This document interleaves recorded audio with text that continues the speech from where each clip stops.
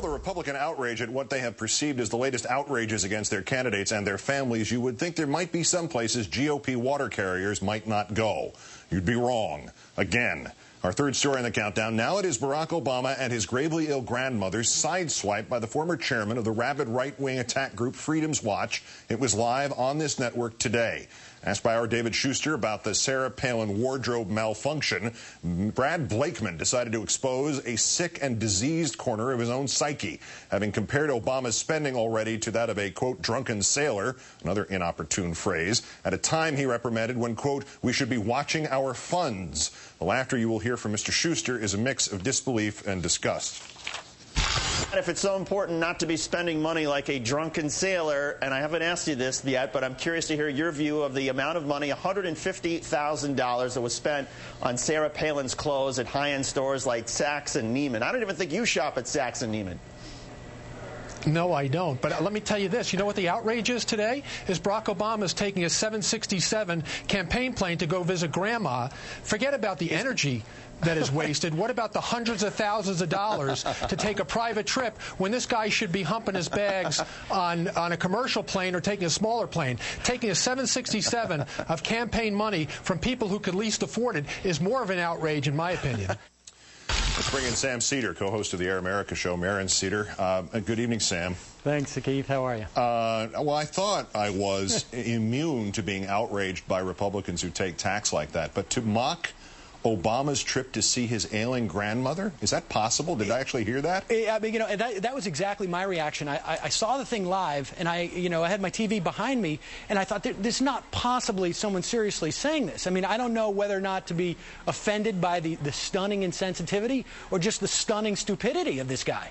I mean, you're talking about raising the specter of Palin going out, spending $150,000 on her wardrobe, buying her 7-year-old kid a Louis Vuitton bag, and somehow comparing this in the heat of a campaign to visiting your gravely ill grandmother. It's astonishing. And then you add into that mix this story that didn't get that much play about Palin bringing her kids on trips and having the state of Alaska pay for her kids to go on trips and stay in luxury hotels when the Alaska law clearly says that unless they're there on official business, they have no business being paid for by the state. It's just bizarre.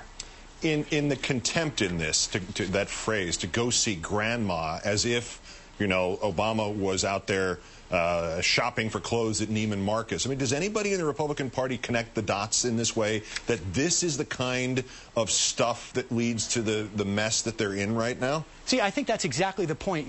When I heard this guy say this, Blakeman say this, it immediately reminded me of that moment in the last debate where John McCain sort of sneered about the health of the mother. And I just thought, in what planet are these people living? I mean, ultimately, this is what we want from our politicians, them to care about their family members, care about their mothers, care about their daughters, care about their sisters.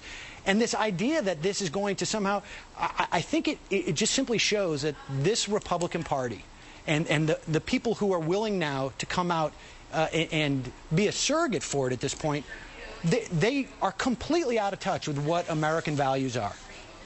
But they have, one thing they're in touch with is this idea of fake umbrage. I mean, what would have happened if the roles were reversed and this was some mid-level Democrat making a remark like this about McCain going to see his mother, Palin going to see her parents, anybody in that party going, or any kind of family emergency involving anybody connected to the Republican campaign? Well, of course, it would be an 8-day story, and every single Republican going out there would be talking that Barack Obama doesn't have family values, and this is exactly why you can't trust him, and this notion that somehow Democrats could attack people for loving their family. I mean, they seem to have completely lost their rudder in some way. It's almost like there should be a commissioner of surrogates who should be looking into whether or not a guy like Blakeman is actually, somehow betting against McCain to win. I mean, there's really no other explanation to come out and criticize someone for visiting their ill grandmother.